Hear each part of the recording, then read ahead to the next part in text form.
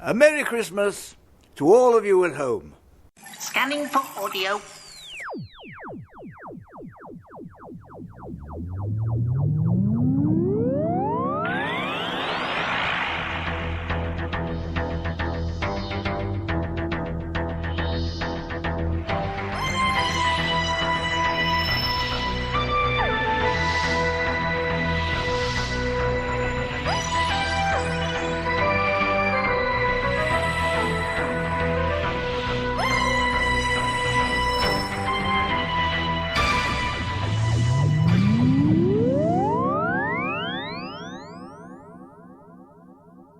Hello, welcome to a Tin Dog podcast, broadcast on Christmas Day direct to your ears. Not that I've ever said anything as ridiculous as that at the beginning of a show in my life.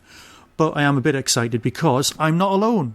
I'm sharing Christmas Day, of course it's not, it's like Friday the 13th of December, with Neil Perryman, author of the ridiculously popular Adventures with the Wife in Space. Sue's not with us, it's just me and Neil and you, the listener. So, hello Neil. Hello, thanks for having me. Today being Christmas Day, of course it's not, but let's play along. How will you be watching Doctor Who? Will you be time shifting, or so that you can watch it first and then Sue can watch it later after you've made some notes, or how are you going to go do it? I'm going to watch it live. It's the only time, Christmas Day, when I watch Doctor Who go out live because it's dark outside. Normally I end up time shifting it because it goes out when it's still sunny outside. And I'm a traditionalist at heart, and I like to watch my Doctor Who when it's dark. So it's one of the few times we'll all get around the TV together and watch it go out live. It's very exciting. I must admit, you're not alone on that one, because I've got a 4-year-old kid, and it's always bedtime whenever Moffat decides to put Doctor Who on. So we've always ended up time shifting. And like you, bit of a traditionalist, I grew up watching Doctor Who in the dark when it was nighttime in the winter. And it just makes sense. It just adds to the atmosphere. Of course, that's not the reason why certain episodes in the Tennant era were terrible, because it was very bright outside, but that's a conversation for another time. Now, most people out there won't know that you and I met absolutely years ago while I was in Sunderland doing my MA, and you were hanging around the department. I'm using the little rabbit ears there, but obviously it's not a video podcast, so no one can see that. You weren't hanging around the department. What were you doing there? I was teaching in the department, well, if you can call it teaching. You see, but you never taught me. So you were always hanging around the edit suites going, look, we can do this. We can do this. Was that teaching, or was that just you pointing at machinery? It's a bit of both, really. I did a bit of teaching, and then I would point at the machinery. I remember this is when non-linear editing just sort of came in, and it was a big, exciting thing. It certainly was. Everyone was going, oh, Sony's. Yeah. What year would this have been? About 2001, maybe? It was the same year. The reason I remember it is because I was talking to Sue in the area just outside the department about Big Brother 1, and it was the first time you could stream TV live on the internet, and everyone had dial-up, and the department had the equivalent of broadband or whatever it was called in those days. So I remember having that discussion. So I think you're about right. I think it's about 2000, 2001. Yeah. I do remember that. I do remember that time well. It just come in the equipment. So yeah, it was very exciting. One of the things that we didn't discuss at the time ever was Doctor Who, because it was one of those secrets you kind of kept from people until you'd sussed them out. You never ever walked up to strangers and went, by the way, I'm a huge Doctor Who fan. You might by accident wear a Paul McGann t-shirt, but that's usually by accident anyway. But it was more a case of you just didn't do that. So we never ever discussed Doctor Who until considerably later, when I was listening to Tachyon TV, answering you back, but you weren't there. And you listened to the Tin Dog podcast, so we didn't actually talk to each other. I think that I remember me and you having a conversation about Doctor Who just before you left university, because didn't you have a Sylvester McCoy umbrella? I certainly did. You know, I really should dig that out. I think that was the icebreaker. I suddenly realised that you were a Doctor Who fan because you had a Sylvester McCoy umbrella, which was unmistakable, obviously. And that's when I knew, and that's when I approached you. You must remember. With the jelly babies. I so do. And I was actually a bit surprised. I was like, strange man offering me sweets. And that's just a bit odd. And then obviously it twigged. So yes, you're right. Oh God! You see, if I'd have taught you, you would have known I was a Doctor Who fan, because I used to use Doctor Who as a teaching aid. But unfortunately, everyone I was teaching didn't know what Doctor Who was, so it just went right over their head. So if I was teaching like Crash Zooms, I would talk about this is a Dalek cliffhanger. and everyone would just look at me. But I used to do that to try and see if there were any Doctor Who fans in the class. You see, that's the lengths that we used to have to go to when we were younger to see if there were any other of the not the we in the room. It's That's ridiculous. Right. That's how I met one of my best friends, John Paul Green, who actually appeared in Doctor Who a lot later. And he was in the first class I ever taught, and it was because he got my Dalek joke and nobody else did, is that we became friends. So, yeah, it was a weird thing. It was a bit like gaydar, I suppose. Definitely. You know what? It really was. And did you also go through that thing where you experienced basically being the only heterosexual Doctor Who fan that you were aware of? I was the only heterosexual or homosexual Doctor Who fan I was aware of. I didn't really mix with fandom at that point, except online. That was my introduction to fandoms, probably in the mid-90s on the news groups. But I didn't go to any clubs or conventions. And meeting John Paul was probably the first real-life Doctor Who fan that I had ever had a sit-down conversation with about Doctor Who. So, yeah. You see, these new fans, they just don't know they're born. It's ridiculous. Exactly. News groups, oh my God, I'd forgotten all about news groups. Oh, I remember, I feel slightly dirty thinking about them. It just wasn't good. Recart's Doctor Who. But nothing's really changed, though, has it, really? If you still go on the forums today, it's still the same kind of thing, you know. Yeah, you'll always get people with ridiculously odd theories that make no sense, and they'll be banging on about those for at least 20 years. Yeah, it's all good fun. Oh, it certainly is. Right, now, you've had quite a busy year. Yeah. You've gone from the website to printed actual paper you can hold it in your hands format of The Adventures of the Wife in Space. Now, can I just say it, poor old Sue, well, I don't say it old, but poor Sue, for having to get through every single episode. When I was working on that Who-strology thing, I had to sit through every episode of Doctor Who ever by myself. Yeah. And I know what it's like, and I wanted to do it. So... So, God help the poor woman on that one. I know, God love her. I mean, I thought she would give up after about 5 weeks. I had when we first started this, I had no serious thoughts about it going on longer than the censor rights. But I thought it'd be quite funny, to have her just give up. But she never felt like giving up ever. It was always me that wanted to give up, strangely. She was quite happy to watch them all. In fact, she misses it. That's the really funny thing about it. Wow, but which ones does she miss? She misses anything. She just misses the act of sitting down and watching Doctor Who on a night, and it sort of brought us closer together in that respect. She misses Patrick Troughton, and she's really excited about these rumours that keep flying around. I don't know if we're allowed to talk about these rumours. Oh, God, I'm not that kind of podcast. We'll talk about anything you want. Isn't it against the law to talk about these things? You know Don't what? you get excommunicated from fandom or something? It's fine. Fandom has already sent me threatening emails after saying that S.H.I.E.L.D. is a bit like Torchwood, so I don't care. But yeah, she's really excited if Patrick Troughton comes back. She's quite happy to watch those as well. So, I mean, what are the latest rumours on the Troughton returns? Because I know there's the Marco Polo rumour, which will not go away. Yeah. And then, but the Troughton ones, I heard something about Power of the Daleks. Yeah, that's what I've heard. Apparently there was a secret screening somewhere. I don't know. It's a load of nonsense. But yeah, that seems to be one of the rumours as well. So, and Fury from the Deep, I believe, is another one. I don't know. Nobody believes anybody, I don't think, at this point. No. There's too much disinformation. It's ridiculous. I must admit, I'm not a huge fan of the whole them being on iTunes, but that's because I've had very bad experiences with Apple in the past.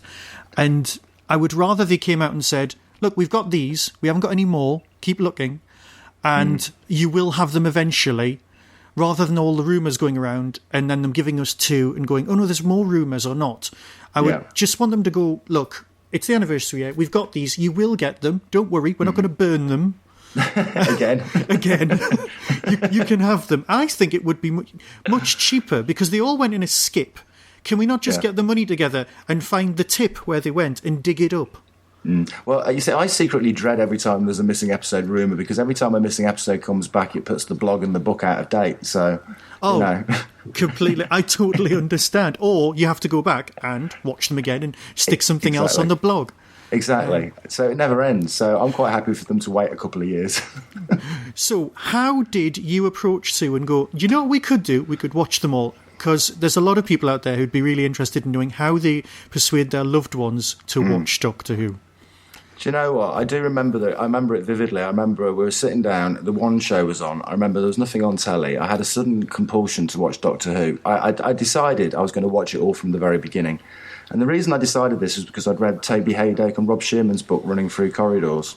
Oh, that is brilliant. Superb. I am so looking forward to Volume 2 and 3 when eventually it comes. I don't know. I've emailed Toby. He said eventually. Yeah, because Volume 1 was superb, and when I was reading it, it suddenly dawned on me that there were a lot of these episodes I hadn't actually seen, mainly the ones that were missing, but also a few Hartnells that did exist I'd never actually sat through. So I thought, well, I'm going to finally do this and sit through and watch them all on my own. That was my original plan. So just for sake of argument, because everyone's got you down as the Uber fan, which Hartnells hadn't you seen? Let me think. Galaxy. No, not Galaxy 4. The missing, the orphan episodes. I had not seen quite a few of those. They didn't really interest me, like the orphan ones that existed.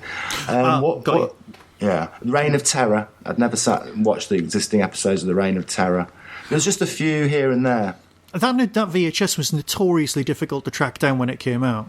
I think I'd stopped buying the VHSs by then. I think that might have been one of the reasons I never saw it. Yeah.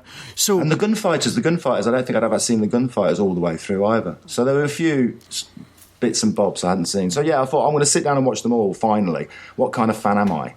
I'm going to sit down and watch them all. And then I thought, well, I'll do a blog about it because I've been into blogging and stuff. And then I thought, no one's going to care about what I think about Doctor Who. Another Doctor Who fan giving his opinion about Doctor Who. I mean, there's so many of them. The last thing they need is another one. And then I thought, wouldn't it be interesting if you could get someone who'd never seen any of the classic series and, even more importantly, didn't care about the classic series, and they to sit down and actually watch it. And then I thought, well, the only person I know who could possibly, do that would be Sue. So when I asked her, I didn't think she would agree, but she agreed quite quickly, actually, strangely. Well, the thing is, she'd always known you were a fan, and it was part of you, so she was going to sort of experience more of who you are and give you something else to talk about as well. So, yeah. And in another word, Sue's got that media background, so she gets to experience it even on some levels just from a TV point of view, so she can experience classic TV as it's evolved. Yeah, I think she'd be a bit. Yeah, I think she'd be a bit more open to that kind of thing, like the history of television, than maybe some other wives might have been. For example, I mean, I've made her sit through lots of like archived 70s TV and 80s TV in the past. So but I think she was surprised. I was surprised how quickly she agreed to do it. But the fact is that she'd made me live in a caravan for 3.5 years. So while she built a house, so I had to sit in a caravan for 3.5 years. So I used that card on her and said, well, this is the least you could do. So, if you want to convince your significant other to watch Doctor Who, the best thing to do is have a massive debt card that they owe you in advance. Yeah. But I didn't think it would... Sorry, I just didn't think it would catch on. And like I said, I honestly believe that we'd get to the censor rights and that would be it. And I just thought it would be quite entertaining just to get to the censor rights. But yeah, it just kept going. Why the censor rights? Because it's terrible. Well, yeah, but I suppose you get to the censor rights, but you've already made it through. No, you haven't. Fair enough. Yeah, you get to a certain point. If you watch them all in order, I think it's where most marathons sort of grind to a halt, or you skip ahead and go, oh, let's just go to Pertwee. Forget this black and white nonsense. Let's just go to John Pertwee instead. So, censor rights. That's another one I hadn't watched all the way through. I probably only got, through the first couple of parts and gave up on it. So, yeah. So the blog is available online. You're writing away. Yeah. How do you make the jump from ridiculously successful blog to book being published? Do the publishers come to you and go, hey, we've noticed you're doing this? Or is it more likely you went to the publisher and go, I do this. Have you noticed the download numbers? No, I never went to the publisher. I had no plans to turn it into a book. I thought if it was ever going to be a book, it would be like a self-published thing that I would do myself, as like collecting the blog into an e-book with some extras in it, something like that. Yep. I had no vision of anything beyond that. But what happened was, I think we're coming to the end of the Patrick Troughton era on the blog, and some guy who was reading the blog, who was a Doctor Who fan, just happened to be working publishing, worked as an editor and also as an author in his own right. And he contacted me via the website and basically said he thought there was an idea, they thought there was a scope for a book in this, and we arranged to have a chat. And his idea was basically not collating the blog into a book, which was something that Faber and Faber would never be interested in, but telling it as a memoir as a story about what it's like to grow up as a Doctor Who fan, and then taking the decision to share that love with the person that you love. So that's how it started. So in a sense, they're a bit like different versions of The Hitchhiker's Guide to the Galaxy. They've got the same name, but they're very different in format and in heart, really. They've both got the same basic structure on the idea that it's two people watching Doctor Who and sharing it. But with the book, you've got it's autobiography primarily. Yeah, it's a memoir, really. It's a companion to the blog. The thing is, the key thing was when I was writing it, it was to make it accessible to people who might not necessarily be reading the blog or have read the blog or even necessarily be massive Doctor Who fans either.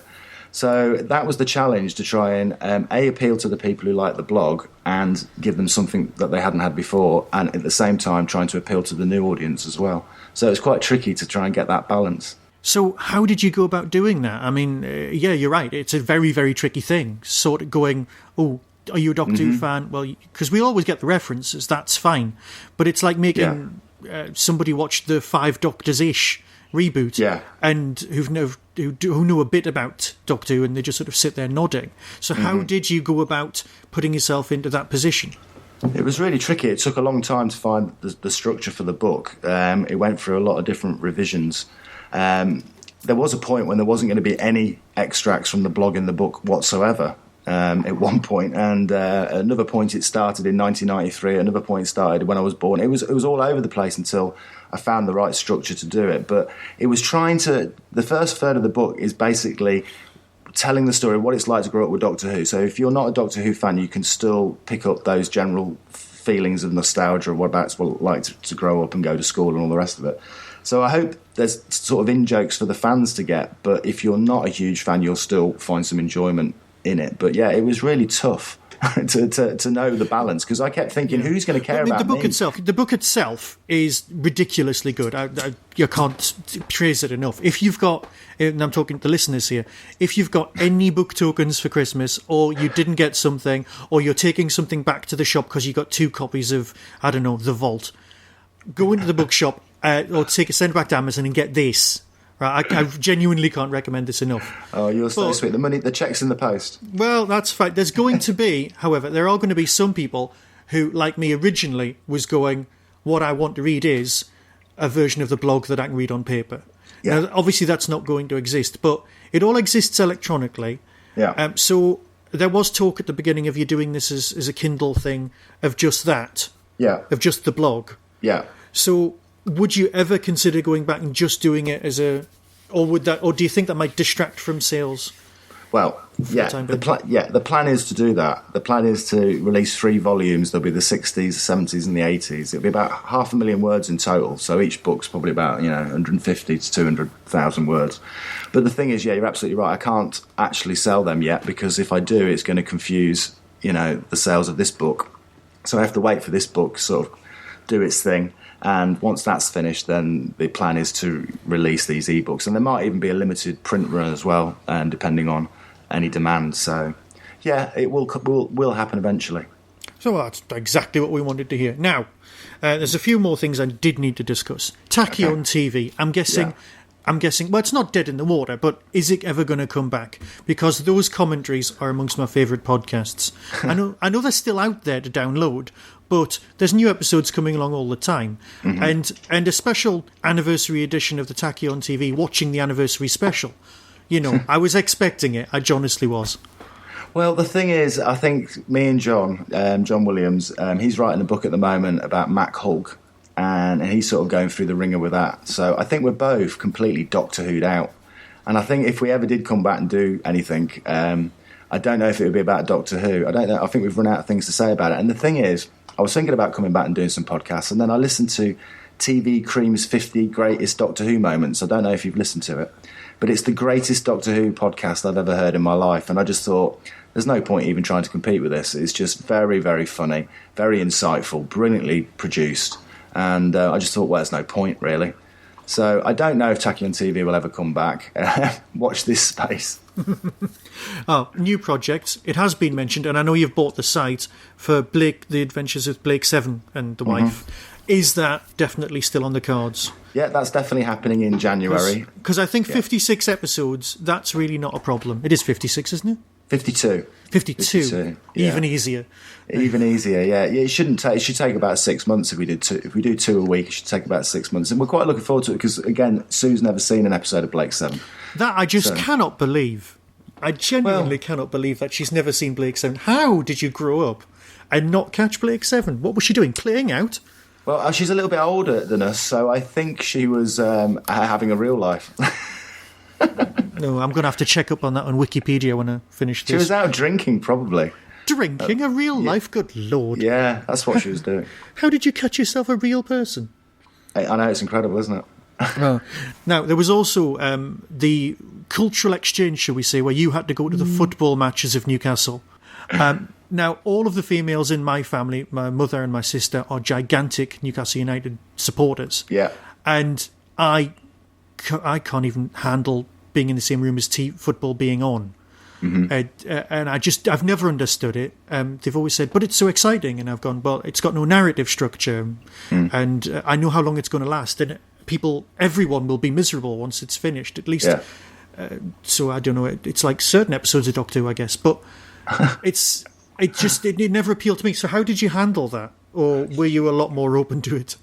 Well, yeah, the thing is, Nicole bought me a season ticket to Newcastle, and I thought I was going to hate it. And I'll be honest with you, I'm loving every minute of it. And the reason I'm loving it is not even just the football, it's everything around it. And I can see so many parallels between football fandom and Doctor Who fandom. It's unreal. I always thought Doctor Who fans were unique in that respect, but having been on some forums to do with Newcastle United, and it's all to do with the backstory of Newcastle United. It's not just what happens on the pitch, it's all the stuff that happens off the pitch with the chairman and the manager and the gossip and players' marriages falling apart. And there's a sort of sense of camaraderie that you get when you go to the matches as well. You start to become friends with these people. It's an amazing experience, and I'm loving every minute of it. So you definitely would sign up to that same theory that there's a piece of everybody's soul that needs to be filled by something like this, and it's we've gone for Doctor Who, other people have gone for sport, but they love it in exactly the same way.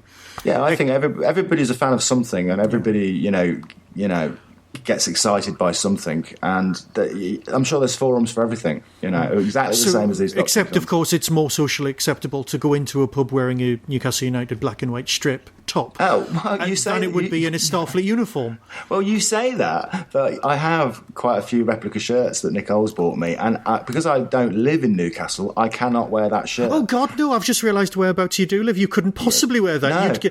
You'd actually stand a better chance of wearing the Star Trek red shirt. Exactly. I wouldn't get my head kicked in for wearing that, but for wearing a Newcastle shirt. So, yeah, there is this idea of, you can't dare express your love. Like, for example, when the postman comes, I daren't be wearing my Newcastle top because I know that he might probably support Sunderland or Middlesbrough. So, yeah. Oh, well, as you can hear from my accent, I understand that completely. Yeah. Let's face it, and for any Americans out there, Sunderland is basically Shelbyville to Springfield. Yeah. I mean, that's the other thing about being a Newcastle fan. It's like now suddenly, not only am I a Newcastle fan, being part of being a Newcastle fan is you have to hate Sunderland.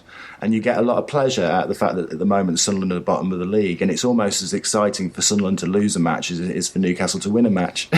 And you get that same feeling when, Star Trek does particularly badly or is cancelled. It's that same feeling as the opposition aren't doing so well as your team. So, yeah, there's a lot of parallels there. Yeah, it's not enough for you to succeed. Others must be seen to fail. Exactly. So we now know what's coming up next. I'd like to thank you for sharing Christmas Day with me. Go and enjoy your turkey. Go and enjoy Doctor Who all together as a family. And thank you very, very much for joining me, Neil Perryman. Thanks for having me. Thank you very much. Enjoy Peter Capaldi. He's going to be amazing.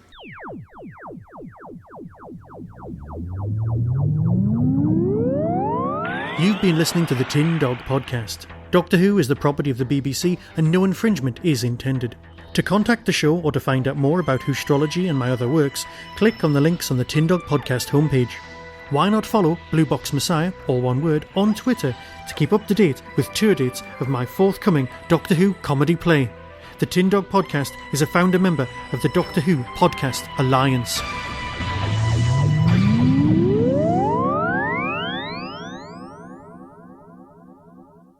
A Merry Christmas to all of you at home. Another one? Happy Christmas.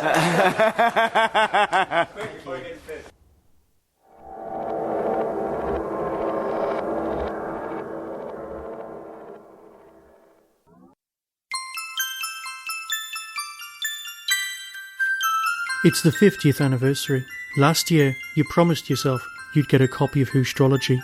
You know, for yourself, for that bookcase. You dropped hints to your loved ones. You wrote letters to Santa. You even promised yourself you'd buy yourself a copy to celebrate finishing off all that annoying Christmas shopping. But it never arrived. So this year, why not give in and buy one of the funniest books you'll ever read? Annoy your family by chortling away at jokes that only you and a handful of other Doctor Who fans will get. Whostrology, it's the future. Stop hanging around waiting for the ebook to come out. There won't be an ebook. There won't be an app. Buy it today while stocks last. Click on the link on the Tin Dog Podcast homepage or visit any branch of Amazon. You know you want to.